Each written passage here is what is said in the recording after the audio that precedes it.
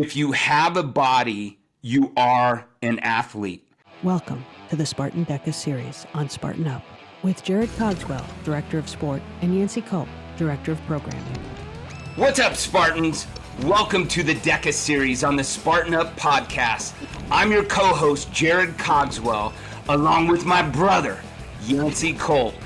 And I'll tell you what, guys, we're going to take a little different approach. For the next 5 weeks, we are going to introduce a series that we call A Life Fueled by Fitness. And today's episode is titled Excuse-Free Exercise. This episode of Spartan Up is brought to you by Gone Rogue High Protein Chips. Visit Amazon or GoneRogueSnacks.com and use the promo code Spartan25 to get 25% off. Are you ready to go, my brother, Yancy Culp?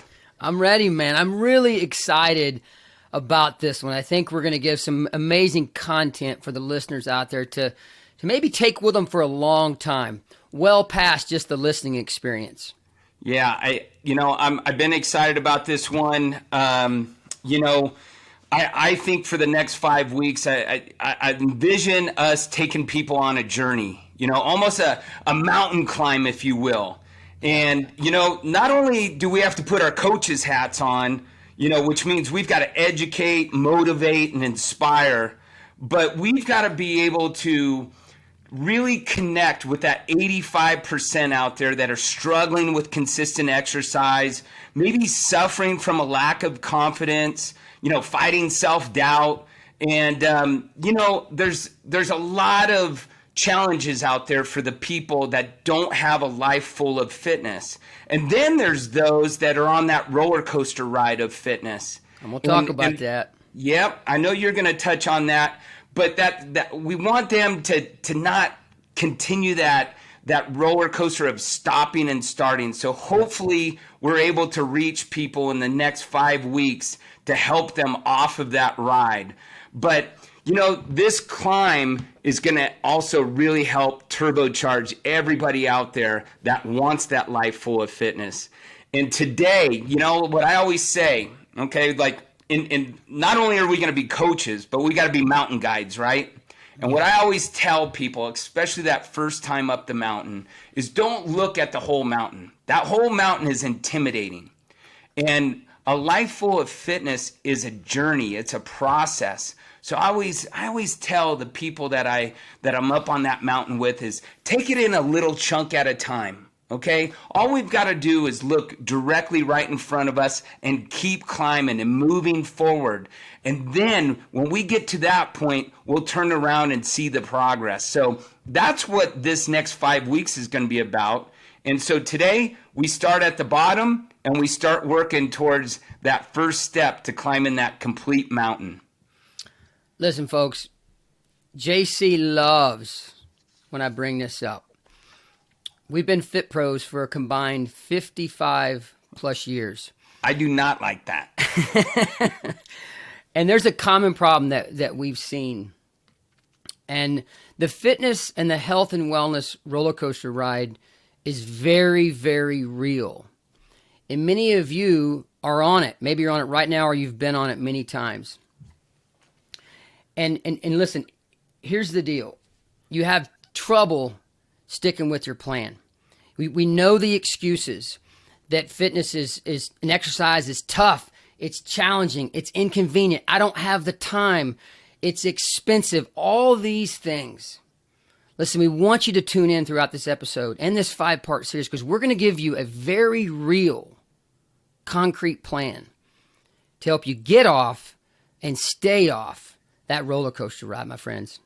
Yeah, I've had a lot of conversations with people out there that have been struggling with exercise, and I mentioned some of the characteristics of those that feel like they're failing, because you and I both know, and a lot of our listeners know this, that when you have a life full of fitness, it doesn't help you just physically, okay? It's not just... You don't get that one simple benefit. It's also what it does for you mentally and emotionally, and even sometimes spiritually, right? And when you put it in that context, I think we all realize the value of discovering our purpose, to why we do what we do. And our job as fitness professionals has always been this is, and we didn't realize it probably at the time. I certainly didn't know that when I was a 19-year-old personal trainer. But my purpose was to actually enhance and change somebody's life through fitness. And so why does Spartan and DEKA resonate so well with me is because, it's our mission as a company to impact 100 million lives through fitness. And so, but number one is we have to find purpose to what we do. And that purpose means that it provides us with this internal spark, right? To being committed to being the best version of ourselves. And we know that fitness is a big part of that.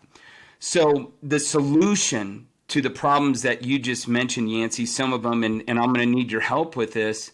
I really do believe, first of all, that when you said exercise is hard, right? It's time consuming. I totally agree. It is hard. Otherwise, everybody would be doing it. It'd just be too easy. But I like to say we play this game called life, and instead of exercise, we need to shift our thinking and develop a new mental hack, so to speak, towards fitness. Mm-hmm. And I always lean on this particular quote from Bill Bowerman. Bill Bowerman said, "If you have a body, you are an athlete." And I look at that in a lot of different ways. It doesn't mean you have to be an athlete in just, a specific sport, but you can be an athlete in life. You could be the best grandfather, father, friend, coworker, business professional. There's so many different ways to approach that if you view yourself like an athlete does, because an athlete is always trying their best to progress, not just simply maintain or catch back up. As you know, an athlete can lose their job in a split second if they get a split second slower. So I think that's a piece that I really want people to embrace, that maybe you're not an athlete in sport or a particular game, but if you view it that way in this game called life, maybe you are an athlete. It's one of the first key steps, folks, what Jarod just said. And I'm going to talk about exercise versus training, and it ties in so well to what JC just said. You heard him mention that this, exercising, or I'm going to say training for life. A lot of times when we hear the word training, we think about a specific athlete maybe that we're watching on TV competing in a sport, or somebody that's going out and doing the Spartan race or the triathlon or something very specific. When we shift our focus, or we take it away from exercise and we think about training, and I'm getting ready to talk about what I call the beautiful machine, we can train for being that awesome grandma or that awesome grandfather. Right now we're 20, 30, 40 years old, but that day is coming. And when we shift the focus on that, those excuses that we wrap around the word exercise, when we start to think about it as training, it becomes more and more easy to push those excuses aside, because you have a very, very specific purpose, a much more specific purpose when you called it exercise. Because listen, if you and I have a race coming up in 6 months, that's something on the calendar. But I also put something on the calendar that's just as important. I'm going to say more. It's actually more important. Let me check myself there. On the calendar, my 14-year-old daughter and my 8-year-old son is, when that ski trip comes up next, when my son wants to go hike the Grand Canyon one day with me, I've got to be able to say yes to that. I want to be the best dad that I can be. And then when I roll into my 60s and 70s, and I've been taking care of what I call this beautiful machine, you know what's on my calendar? You know what I'm training for? Is to be able to continue to say yes to their sons and daughters, my grandkids and my wife's grandkids. My wife and I are passionate about being able to say yes long term. So that is a competition. That's a race that's coming up down the road, and we're training for that race. So one of the key steps is we're not going to call it exercise anymore. We're going to call it training. And I briefly mentioned the beautiful machine. Listen, folks, I'm going to summarize it like this. We get this, JC mentioned journey. We get this short journey on this beautiful rock of ours. It's tilted at about a 23-degree axis, and it's spinning around. And the time goes by really fast. And this body that we have It is our mode of transportation for every single thing we do. Go to work to provide for our families and go on those vacations, enjoy this beautiful rock of ours, and be able to say yes. If we take care of the beautiful machine, there will always be a yes when we need this body versus a no, I can't do that. I love that example, Yancy. It reminded me of a good friend of mine who was a former coworker, and she reached out. I think it was on Facebook, private message, and I had seen posts from her, interacting with her grandkids, and you can tell, just the smile that her grandkids put on her face and how they make her feel, but she was struggling on the inside, really struggling with some of those challenges that I mentioned earlier, and depression is a real thing, right? And and exercise, it gives you that stimulus, whether it's temporary or whether it's permanent. And she said she was just having a hard time getting back into a gym or doing things that were good for her. And and for us, sometimes it may be difficult to understand, because I think a lot of us, we fear not being fit, because we fear not having fun. It's not fun if you're not fit in some ways. And so I said, you really need to discover your purpose, your training purpose, not your exercise purpose, like you mentioned, but your training purpose, and developing a bulletproof why. Okay. We've all heard Simon Sinek, talk about the power of your why. I think you have to develop a bulletproof why. So I said, hey, I see all the posts. I see you smiling and just loving life with those grandkids. And just like you were using as the example with your kids, how long do you want to keep doing those things with your grandkids? That has to be the spark for you to take care of yourself. And you don't have to climb an entire mountain. Just do a little bit each day that's going to help you progress. And whether it's 20 minutes a day, it's 30 minutes a day, but what you're aiming for is 1% better every day. And the process, I guess, we've discussed the problems that are out there, but part of the process to getting to finding your training purpose is, really, and I really encourage people to write these things down, right? Yep. Like, to go back to this podcast and review it, but write down, what are those things that you love to do? Like the things that bring you a smile, and things that are somewhat physical. They don't have to be like a Spartan race or a DEKA Strong, even though that would be pretty cool if you did those things. But you have to do things that inspire you, right? And, I hear about OCR races from you and running races and competitions that you've participated in the past. For me, it's been a lifelong journey of climbing and snowboarding and those types of things. Those are the things that fill up my heart. They fill up my soul and my spirit, but they're physical. And that's what drives me to the gym, because I want to go to that mountain.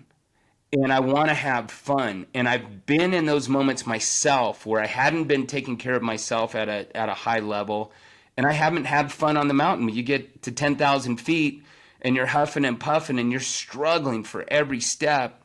And I find myself more frustrated with myself than having fun. A mentor of mine, a climbing mentor of mine, Alex Lowe, once said, the best climber is the one having the most fun. Okay, I may not be the best climber, the best snowboarder, but I want to be the one having the most fun. And so that's what drives me to a life of training in the gym and outside of the gym. I think the other thing is you have to have a vision. Who do you want to be? What does the best version of yourself look like? And really try to visualize and think about, how does that make me feel? So those are the questions that I think you have to answer yourself so that you can get there, because it is a process. Yeah. And the short and the long-term goal challenge, I briefly touched on this earlier. And, if I have a race on the calendar or something that's coming up, that's a short-term goal of mine. But a long-term goal, when we think about, and when Jarod said, write this stuff down, team, throughout this 5-part series, we're going to give you a few nuggets every episode, and take notes on those and take those with you. And I always say that we all have a little bit of coach in us. Lean in on these nuggets, and you get to become a coach now, and you become so much more effective yourself when you start coaching other people on something you learned on maybe this podcast.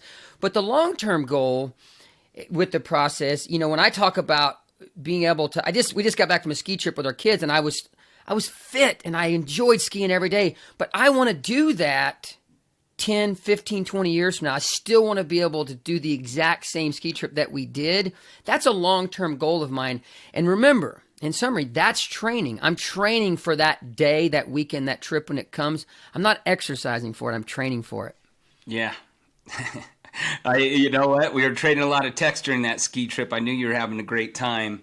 Yeah. Another example I want to share is just, and you've done the same, but sitting down with so many clients over the years, the question of why, I think that's the importance here when you're trying to really discover your purpose, especially when it comes to a life full of fitness.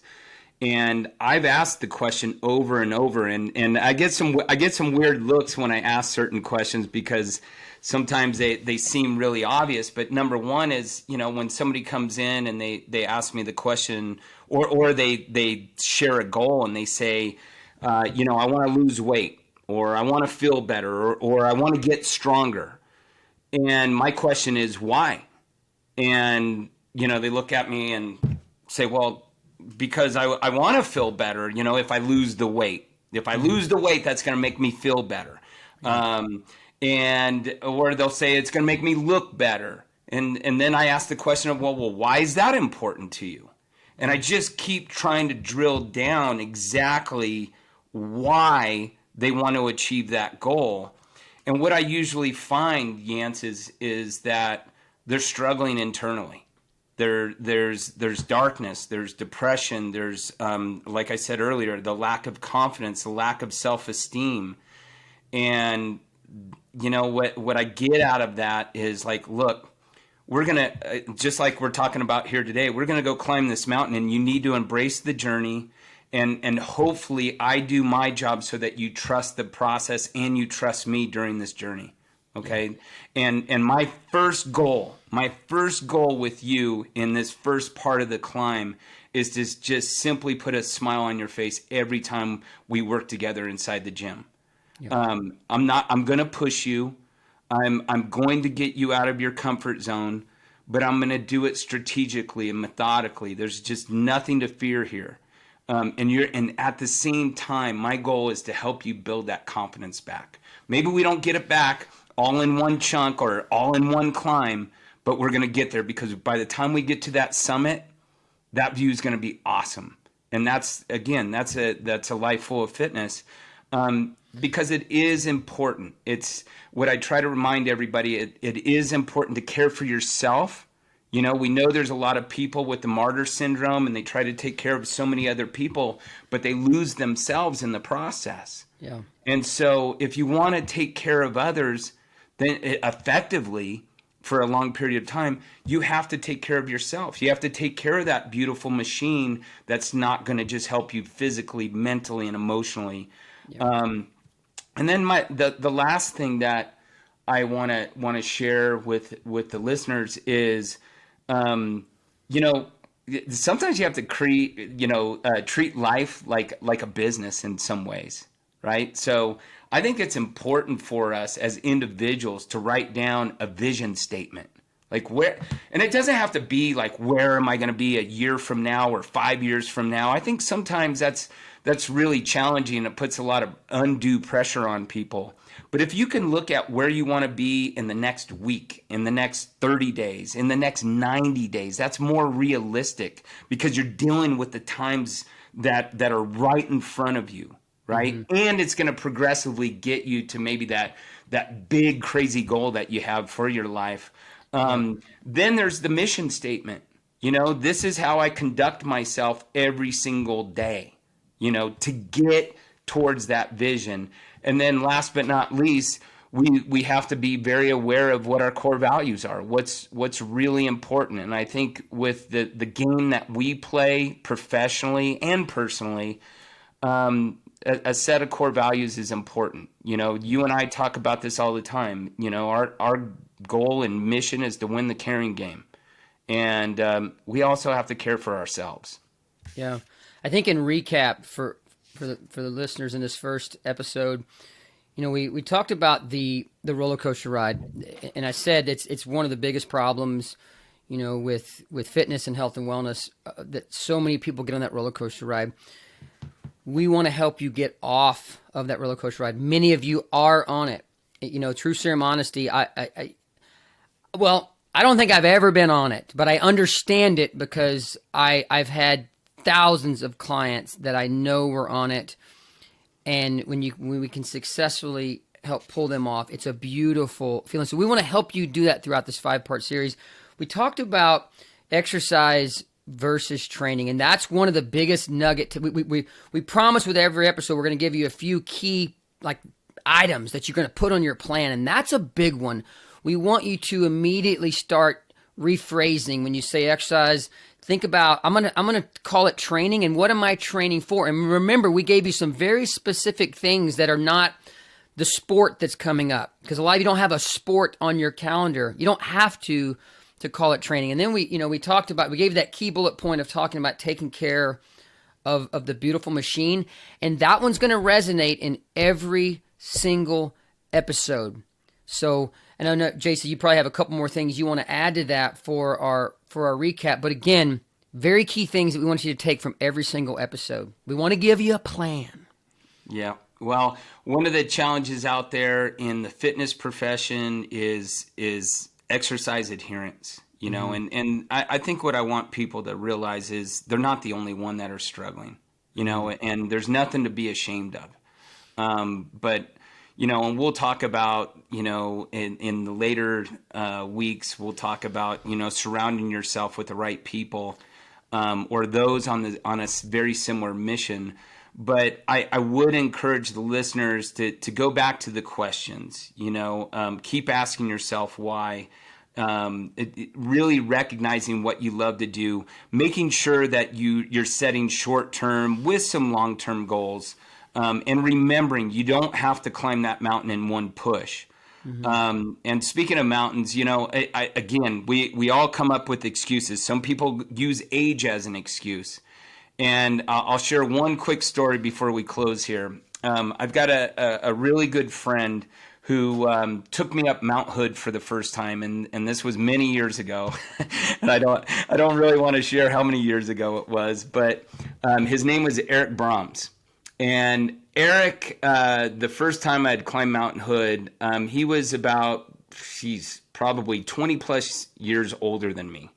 And he kicked my butt up that mountain. I mean, just blew me away.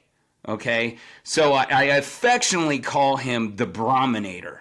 Okay. Cause that's it. When I see the Brahminator, I see him training in the gym, taking care of his body, taking care of his mindset, taking care of his spirit. I know the mountain fills him up. And, you know, the Brahminator is 66 years old now. And recently I saw him post, I hadn't talked to him in a little bit, but he actually climbed 3 mountains in one day. One day, 3 mountains. It's called the Three Sisters Marathon out in the Central Cascades of the beautiful state of Oregon. And, you know, I just shook my head. Like he amazes me. Yeah. And it's because he's filled his cup up of fitness. Yep. And he wants to keep drinking that type of Kool-Aid. And that's why he is the person he is. Because when you meet the Brahminator, not only is he a great man physically, but he's one of the kindest human spirits you've ever met. And I think his fitness has a lot to do with that. So, so I want to close today, you know, by thanking everybody for tuning in today.